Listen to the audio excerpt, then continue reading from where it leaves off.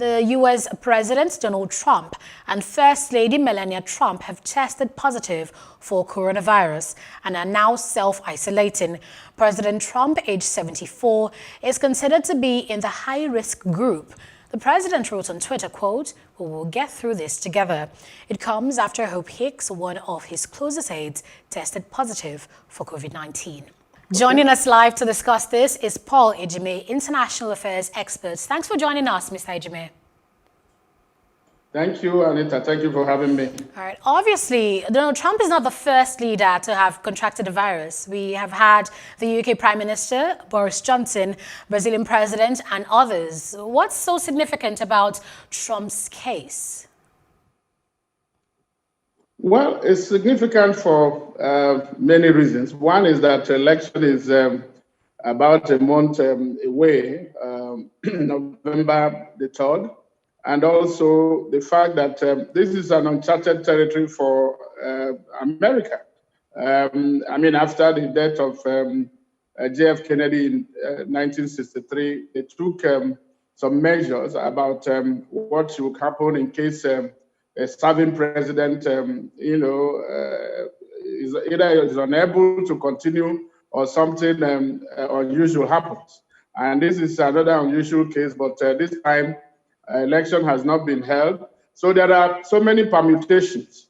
And remember that they are in the middle of a campaign. In fact, they just had one of the three presidential debates that is supposed to take place. There will be vice presidential debates. And what COVID-19 has also done in America, is leading the rest of the world in terms of deaths. It has more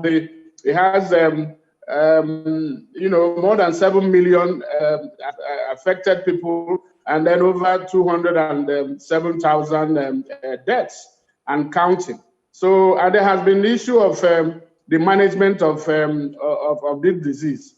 If you remember, opposition have been up in arms saying that President Trump has not shown leadership. If anything, he's not believing the science. He thinks that at one point he said it will disappear. It's like a miracle. And then he refuses to put on the mask, the simplest thing that anything. So it's really the chicken coming home to roost. So do you think there'll be any likely... And where America goes from here is, uncertain. Yes, I was going to ask if you think his COVID-19 status would likely impact his re-election bid. Very much so. I mean, well, he has now to go, if he follows the science behind it, he has to go self-isolation or quarantine for 14 days. And that will leave him with maybe another 14 days to either complete the campaign and then face the election on November 3rd. So, and the fact that he hasn't really conducted himself creditably, he's arranged, addressing campaign rallies without mask, no social or physical distancing. At the debate, remember, he was mocking former Vice President Biden, saying that he wears masks all the time.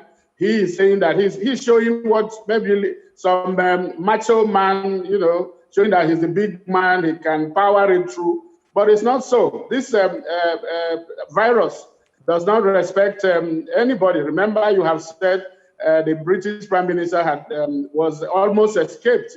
He said it was 50-50 that he survived. And then the Brazilian president. So it's not something that anybody should toy with. But it appears that he's playing politics with it. He's showing that he can defeat the virus. But you can only defeat the virus by following the science, listening to scientists who are advising about protocol, hand washing, wearing of masks. Remember, there is no vaccine at the moment. Even when there is vaccine, you have really to be cautious. But I don't think the American president has shown leadership or caution that is required. So that is why it's very dicey for him for his re-election. Okay, jumping in quickly, Mr. Ejime, there's a conspiracy theory that this may be intended to draw sympathy votes for Trump and possibly push the potency of hydroxychloroquine in treating COVID-19. Do you think there's any truth to that? Well, there have been as many, conspiracy theories as there have been people offering them. In fact, I've read somewhere that probably he is using this to make sure when he goes into isolation, he will come out and then in 2 weeks' time, bouncing back and saying, well, that the chloroquine you might mention, that is what he used. Because he's been promoting this drug. And people are saying, well, maybe because of economic interests. And nobody knows. With Trump, really, you can never be too sure. So it's flying there, the conspiracies, and then those who are pushing them. And some people are even saying that the whole pandemic is something that has some political undertone or economic undertone. But it has also shown that since you can see people dying from it, I think people should take it seriously.